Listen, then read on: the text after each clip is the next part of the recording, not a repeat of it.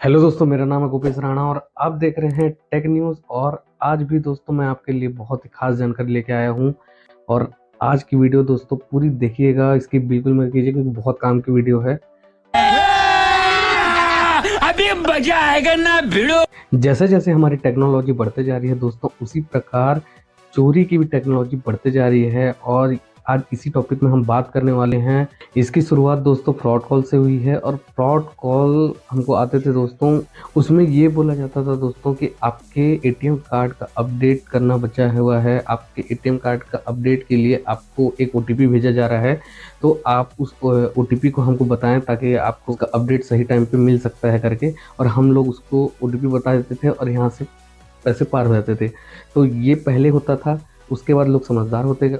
उसके बाद इन्होंने दूसरी थ्योरी लगाई और उसके बाद फ्रॉड कॉल करके हमको ये बोला जाता था कि आपने लगभग इतने रकम की राशि जीत ली है, तो आपको कुछ अमाउंट उसका पहले हमारे अकाउंट में पे करना पड़ेगा। जैसे कि 1 लाख की लॉटरी लगी है तो उसमें आपको 10,000 पे करना पड़ेगा और बाकी के पैसे आपको पे करने के बाद आपके अकाउंट में ट्रांसफ़र कर दिए जाएंगे। हमको लगता था कि 10,000 देने के बाद 1 लाख हमारे अकाउंट में आ जाएगा, तो हम ज़्यादा खुश हो जाते थे।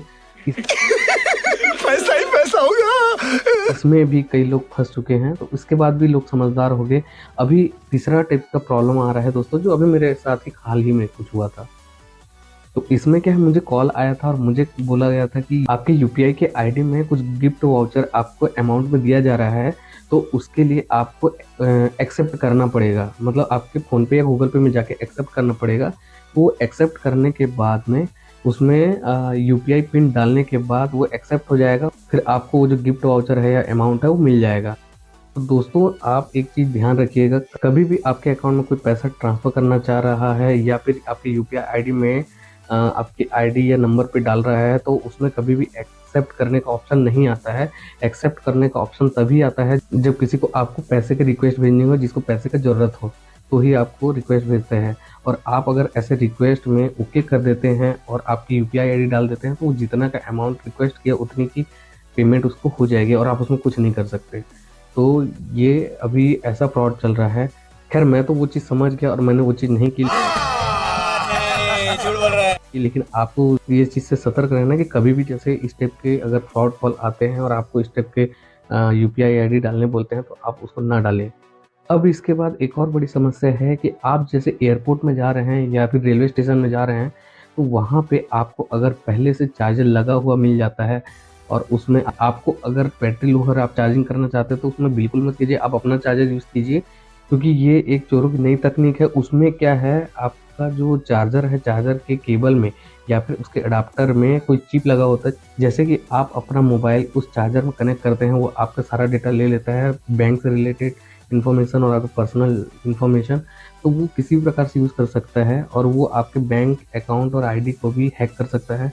तो उसके थ्रू आप वो पैसा भी निकाल सकता है। तो फिर इस चीज़ से सावधान रहें, क्योंकि ये चीज़ हो चुका है और ये मैंने एक न्यूज़ में देखा था, उसी के हिसाब से मैं आपको बता रहा हूँ।